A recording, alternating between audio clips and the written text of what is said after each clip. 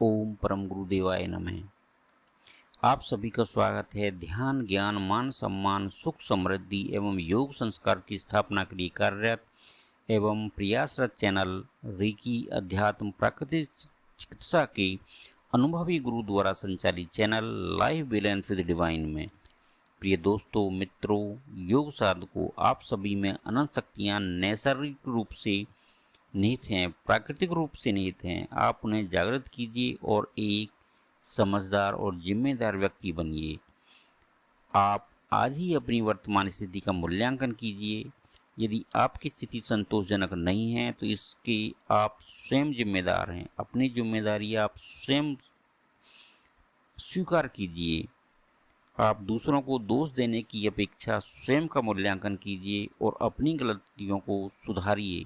यदि हम अपनी गलती को दूसरे पर थोपते हैं तो हम अपने पंच महाभूत तत्वों को तथा 5 प्राणों को असंतुलित करते हैं और हम अपनी गलती का सुधार भी नहीं कर पाते हैं।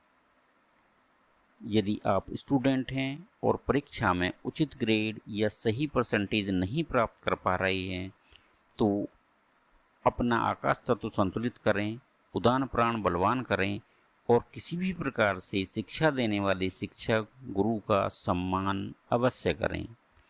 सुने ज़्यादा अर्थात ग्रहण करें और अपना समय व्यर्थ न गंवाएं। अपने माता पिता की बात अवश्य सुनें और उनका सम्मान अवश्य करें। हमारे द्वारा पूर्व में जारी वीडियो से आकाश तत्व और उदान प्राण को शुद्ध, संतुलित और क्रियाशील एक्टिवेट करने की विधि बताई गई है। व्यवहार के द्वारा, हस्त मुद्राओं के द्वारा और भाव क्रियाओं के द्वारा। आसान है, आप उन्हें कीजिए और लाभ उठाइए।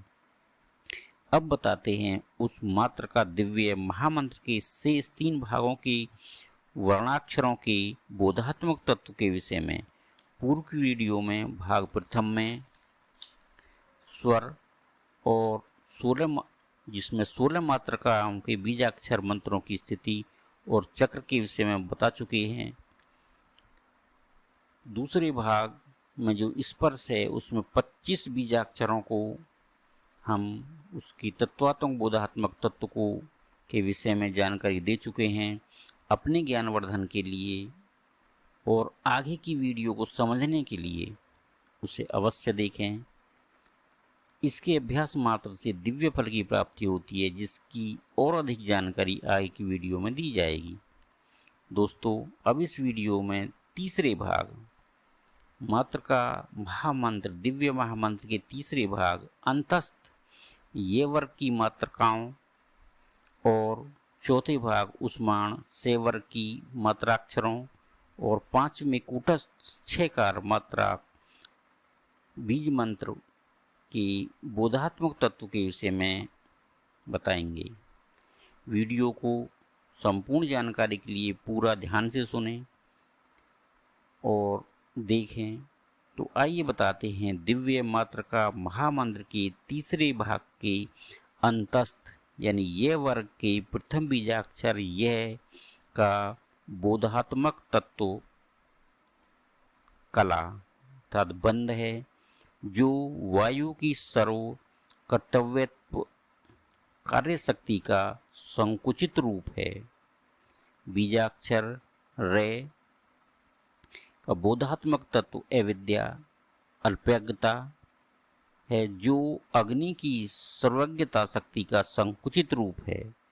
बीजाक्षर लय का बोधात्मक तत्व राग है, जो पृथ्वी के पूर्णत्व का संकुचित रूप है।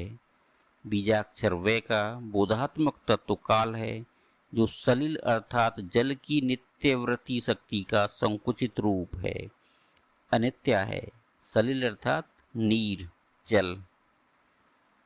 तो इसमें ये जो हमारा भाग है तीसरा भाग अंतस्थ, इसमें ये वर्ग में आए हैं ये रे ले वे, ये चारों ही पंच महाभूत तत्वों की बीजाक्षर हैं, बीजाक्षर मंत्र हैं। अब बताते हैं दिव्य मात्र का महामंत्र के चतुर्थ भाग अर्थात चौथे भाग के बारे में उस्माण जो 6 वर्ग के बीजाक्षरों के बोधात्मक तत्व के विषय में है। बीजाक्षर से है, बड़ा से कहते हैं जिसको, बोधात्मक तत्व उसका शुद्ध विद्या है। बीजाक्षर अक्षर से जिसको पीठ शिरासा कहते हैं का बोधात्मक तत्व ईश्वर है। बीजाक्षर से जिसको छोटा सा कहते हैं का बोधात्मक तत्व है सदाशिव। बीजाक्षर है का बोधात्मक तत्व है शक्ति।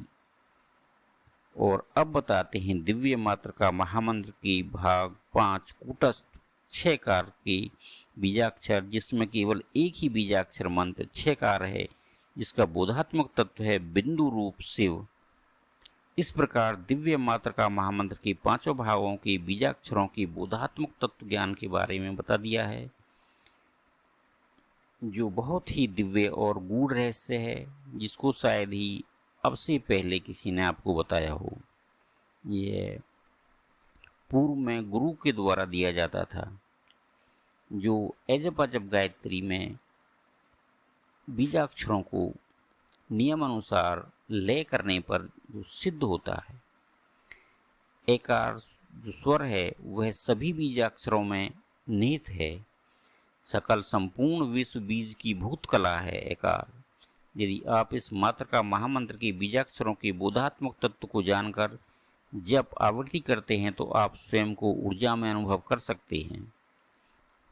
सकते हैं, ऊर्जा में पाएंगे अपने आप को, क्योंकि मेरे द्वारा कुछ भी कहना सूर्य को दीपक दिखाने के समान होगा, क्योंकि इन मात्र का बीजाक्षरों के क्रम से नियम अनुसार एक के दूसरे में लय करने के बाद ही अजप अजप गायत्री मंत्र यानी सोहम मंत्र जो स्वतः 24 घंटे चलता रहता है सांसों के साथ, वह सफल होता है, जिसको आगे की वीडियोज में बताएंगे। बने रहिए आप हमारे साथ। यदि अभी तक चैनल सब्सक्राइब नहीं किया है तो सब्सक्राइब जरूर करें और वीडियो शेयर जरूर करें। हो सकता है कोई इस ज्ञान की प्रतीक्षा कर रहा हो और जिसका आप माध्यम आपको चुना गया हो। आप अपनी नैसर्गिक रूप से छुपी हुई शक्तियों को जागृत कीजिए, अपना भाग्य स्वयं लिखिए और गंडे तावीज वगैरह के चक्कर में नहीं पड़िए। यह समय की बर्बादी है और केवल हम अपनी नकारात्मक शक्तियों को इससे बढ़ाते हैं। हम इससे अकर्मण्य होते हैं, यानी कर्म को दूसरे के भरोसे छोड़ देते हैं। जो हमें स्वयं करना है वह हम सोचते हैं कि नहीं, हमने तो ये धागा बांध लिया, तावीज पहन लिया, उसके बल पर हम हो जाएंगे। नहीं हो सकते उसके बल पर। आप अपनी ऊर्जा स्वयं जागृत कीजिए, अपनी शक्ति स्वयं जागृत कीजिए, शक्तिमान बनिए। आप अपनी शक्तियों को पहचानिए और स्वयं पर भरोसा कीजिए। दूसरे के भरोसे हम लक्ष्य प्राप्त कभी नहीं कर सकते। तो स्वयं पर भरोसा कीजिए, अपने गुरुओं पर भरोसा कीजिए, अपनी मेहनत पर भरोसा कीजिए और प्रत्येक लक्ष्य को प्राप्त कीजिए। अपने माता पिता एवं देश की सेवा कीजिए, सुख समृद्धि एवं स्वास्थ्य संतुलन को प्राप्त कीजिए, योग संस्कार की स्थापना में अपना सहयोग दीजिए और हमारे साथ बने रहिए स्वयं के संतुलन के लिए और अपनी नैसर्गिक रूप से छुपी अनंत शक्तियों को जागृत करने के लिए। आज की वीडियो में इतना ही। अगली वीडियो में फिर मिलते हैं। दिव्य जानकारी मात्र का महामंत्र के बीजाक्षरों को एक दूसरे में किस क्रम से लय करना है, किस चक्र से लय करना है, इसके साथ मिलते हैं, जिससे हम अजब अजब गायत्री मंत्र को सफल हो सकें, उसकी शक्तियों को प्राप्त कर सकें और स्वयं को जागृत कर सकें। आज की वीडियो में इतना ही। बने रहिए हमारे साथ। यदि अभी तक चैनल सब्सक्राइब नहीं किया है तो सब्सक्राइब कीजिए, लाइक कीजिए, शेयर कीजिए, अपना सहयोग कीजिए। धन्यवाद, धन्यवाद, धन्यवाद।